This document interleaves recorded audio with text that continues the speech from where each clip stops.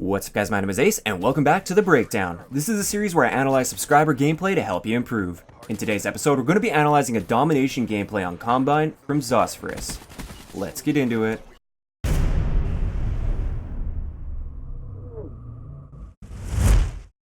Alright guys, so first up, as always, let's have a look at the class that he decided to use. We've got the Weevil with Reflex, Quick Draw, Grip, and Rapid Fire. Nothing wrong with this, great setup already.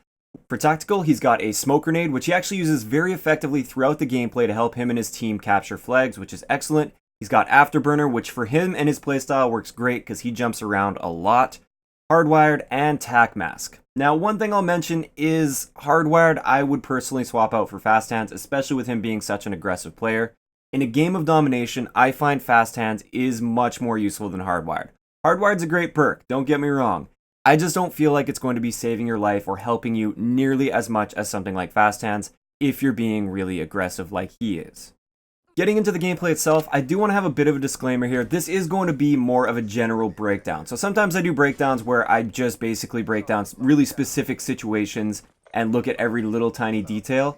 This one isn't going to be that kind of episode. It's going to be talking more about the general playstyle and the way that he approaches situations as a whole, like in general, rather than specific situations themselves. Also, I am going to be focusing a little bit more on the flaws in this episode than the things I'm seeing that he's doing right. He is doing a lot of things right, and that's great, but I want to focus on the flaws so that we can work to correct those flaws for him, as well as anybody else that falls into the same trap that he falls into throughout this gameplay. So for everybody saying that I'm just being negative and bashing the gameplay, that's not the intention at all. All I'm trying to do here is identify the flaws in the gameplay and share my tips and advice for how to correct those flaws. So you might have noticed already just by watching the little bit of gameplay at first, this guy is a very aggressive player. But having said that, he's maybe a little bit too aggressive. What I see him doing a lot is just running straight to the middle of the map and jumping right out into the open.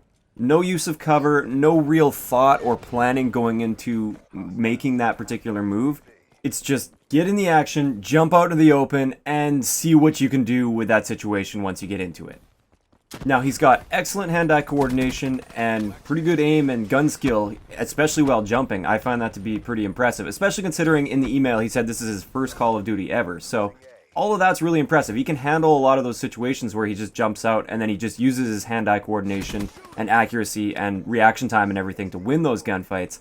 But he's setting himself up in so many bad situations that he takes a lot of unnecessary deaths. If he were to plan his moves out a little bit more, it would go a long way to helping him improve and becoming a very, very solid player. He's got that base of skill. I just feel like he needs to work a little bit more on that big picture thinking so he can set himself up for success more often. One mindset I've been seeing in the community, and this might be partially due to YouTube and stuff, is basically if you aren't always moving, then you're not a rusher, or you're a camper, or something along those lines. And I want people to get this thought out of their heads. An effective rusher knows when to slow down a little bit, knows when to stop and use cover, and also knows when to back away from a situation. If you watch some of the best pub stompers out there on YouTube, like watch Mark of J for instance, or watch Scumpy when he plays public matches, you might see that they are very aggressive players, but at the same time, they're backing away from some situations. They're stopping behind pieces of cover every now and then. They're thinking about things before putting themselves in that situation, and they're not always just blindly rushing in. They've almost always got a plan before they make any one of their moves. One general thing I also notice about this gameplay is minimap awareness is kind of lacking. You'll see it coming up in a couple seconds here in the gameplay. He jumps up and he's like shooting at his teammate. He doesn't realize there's an enemy right next to him, and it was fairly obvious that enemy was coming up if you were paying attention to the minimap.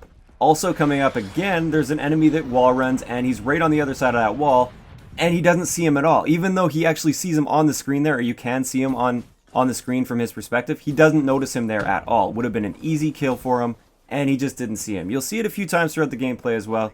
This is just something you have to work on over time. Always make sure you're constantly checking that minimap. Anytime you have a free second, or not even a full second, anytime you have a free little glimpse of a moment, have a peek at your minimap and see what's going on. Anytime you hear an unsilenced gun go off, as long as you're not like in the middle of a gunfight, have a look at the minimap. See if it happens to be an enemy that's popping up on the minimap or a teammate. Always be checking your minimap and always be aware of what's going on your minimap. Back to the larger topic at hand though, and that is planning your moves before getting into a situation. all it really takes is a really quick checklist in your head. And this is what I like to do when I'm trying to be aggressive and get towards the enemy spawn, which is most of the time what I'm trying to do with my gameplay. And all it really takes before going around that corner and jumping out into the open is think, what am I going to see when I go around this corner? Where can the enemies potentially be, or where are they likely to be, and what kind of cover do they have? What sort of lines of sight do I have to worry about? And what pieces of cover do I have that I can use to my advantage in this scenario? Or how can I stack the odds in my favor as I come around this corner or as I approach this situation? What can I do to make sure I win this gunfight, or at least to improve my odds? Now, once you consider all those factors, the last question you should ask yourself is this a situation I like, and should I be putting myself in this situation, or should I be looking for a different option? Now, I know it took a long time for me to say that, and you might be thinking, there's no way you can think about all of that before you go around a corner. But once you become experienced with the game, and like gunfights and stuff just basically become muscle memory, this stuff can happen in almost an instant. Once you learn the maps and everything, you should know exactly what you're going to see, at least as far as the map goes, when you come around a corner, or when you jump over a wall or something like that. You should know exactly the pieces of cover that can see you, and where potentially enemies can be. Also, once you get a lot of experience, when you approach these situations, you'll know what you can do to stack the odds in your favor because you've seen these situations happen a lot of times. In this gameplay, I see him approach the same situations in the exact same way, and it keeps failing for him, yet he keeps doing it, especially when he's not holding the B flag. I can tell he's a very objective-oriented player. He really cares about winning the game. He really cares about the objective, but blindly rushing straight at a flag in order to capture it is almost always the worst option. It's just what feeds the enemy team's score streaks.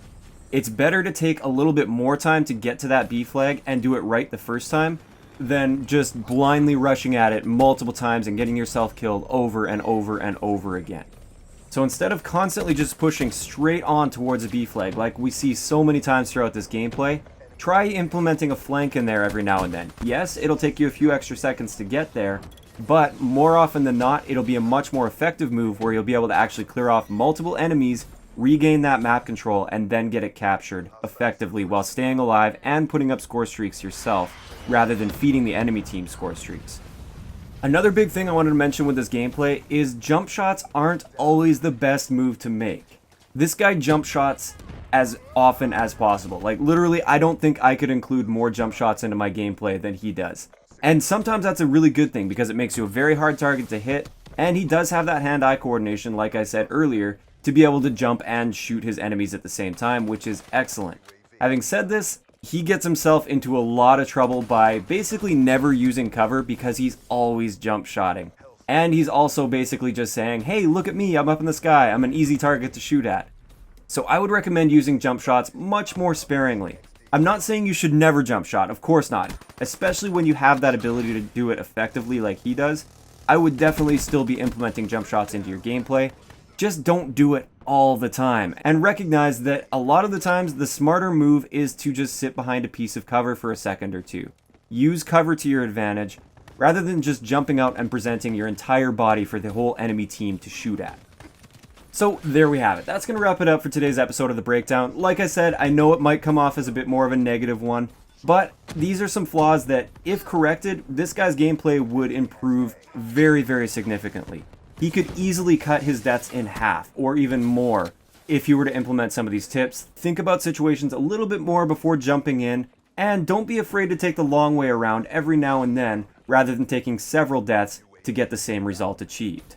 If you guys have a gameplay you'd like to submit for a future episode of The Breakdown, all you have to do is send a link to an unlisted YouTube video of the raw gameplay, no music, no commentary, nothing like that, to the email address in the description below. Also keep in mind that it has to be at least 720p in quality, or else I won't be uploading it to my channel. And also, I don't break down every single gameplay I get. I get tons of gameplays, and I do have to select ones based on how suitable I feel they are for this particular series. I hope you enjoyed the video, and I will talk to you guys next time.